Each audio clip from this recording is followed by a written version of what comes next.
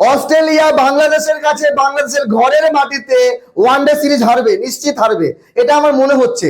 বাংলাদেশ অস্ট্রেলিয়াকে বাংলাবাস না করতে পারলেও 2-1 সিরিজ হারাবে, কারণ মিরপুরে বাংলাদেশের কাছে অত সস্তা না, যেমনটা অস্ট্রেলিয়ান টিম চিন্তিত।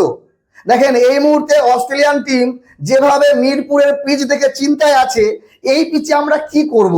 দেখেন বাংলাদেশের প্রত্যেক প্লেয়ার মিরপুরের পিচকে চেনে, তারা জানে কিভাবে খেলতে হবে।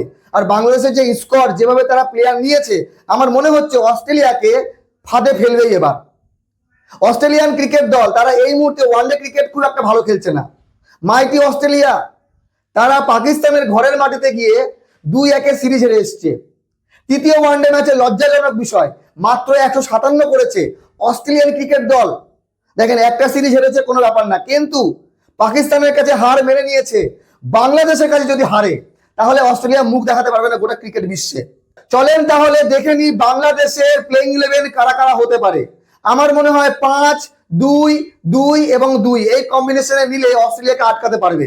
5 জন ব্যাটসম্যান, 2 জন স্পিনার, 2 জন অলরাউন্ডার এবং 2 জন ফাস্ট বোলার।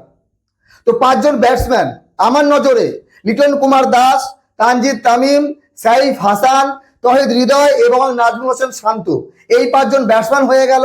2 জন অলরাউন্ডার, মেহেদী হাসান মিরাজ ক্যাপ্টেন তো আছেই, তার সঙ্গে সৌম্য সরকার। এইবার 2 জন স্পিনার, অবশ্যই তানভীর ইসলাম এবং রিশাদ হোসেন। আর 2 জন ফাস্ট বোলার, আমার মনে হয় মুস্তাফিজুর রহমান এবং নাহিদ রানা। মুস্তাফিজুর রহমানের স্লো বলে অতটা সহজ হবে না অস্ট্রেলিয়ার রান করা, এবং নাহিদ রানার গতি অস্ট্রেলিয়া বুঝতেই পারবে না, এরকমটা মনে হচ্ছে মিরপুরের পিচে। তো এই 11 জন প্লেইং 11-এ আছে আমার নজরে। এইবার বাংলাদেশের টিম ম্যানেজমেন্ট যদি মনে করে না আমরা সৌম্য সরকারকে বাদ দিয়ে আমরা মুসাদ্দেককে খেলাবো, পিওর ব্যাটসম্যানকে, সেটাও খেলাতে পারে। আর নুরুল হাসান সোহানকে খেলাতে পারে, কিন্তু আমার মনে হয় সোহান অতটা কার্যকরী হবে না। তবে বাংলাদেশের পারফরমেন্স ভালো দিতে হবে ব্যাটসম্যানদের কমসে কম, কারণ তাদের বোলাররা ভালো করবে। অস্ট্রেলিয়া সেরকম অ্যাটাকিং মোডে যেতেই পারবে না মিরপুরের পিচে, কারণ বাংলাদেশের বোলিং অ্যাটাক যথেষ্ট শক্তিশালী।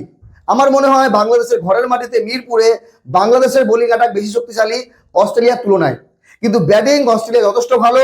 বাংলাদেশের 2-3 জন ব্যাটসম্যানকে 50+, 80 বা একজনকে 100 করলে মোটামুটি 250 রান যদি করতে পারে বাংলাদেশ, তাহলে অস্ট্রেলিয়া রান করতে পারবে না, এটা আমার মনে হচ্ছে।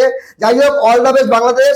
আগামীকাল অস্ট্রেলিয়াকে ম্যাচ হারাক, আমি এতটুকু চাই, কারণ অস্ট্রেলিয়ার মতো বড় দল যখন হারে তখন বেশ ভালোই লাগে, কারণ অস্ট্রেলিয়া নিজেদেরকে মনে করে যে আমরা ছাড়া বিশ্বে কেউ ক্রিকেট খেলতেই পারে না। সেই জায়গায় দাঁড়িয়ে বড় একটা সুযোগ। অস্ট্রেলিয়ান টিমটা এখন সেই রকম লেভেলের ফর্মে নেই, পাকিস্তানের কাছে হেরে এসছে। বাংলাদেশ পেয়েছে নিজেদের ঘরের মাটিতে, আর বাংলাদেশ ইতিহাস সৃষ্টি করতে পারে প্রথমবারের মতো অস্ট্রেলিয়াকে নিজেদের ঘরের মাটিতে হোয়াইট ওয়াশ করার বা সিরিজ হারানোর। ভালো থাকবেন সবাই, ধন্যবাদ।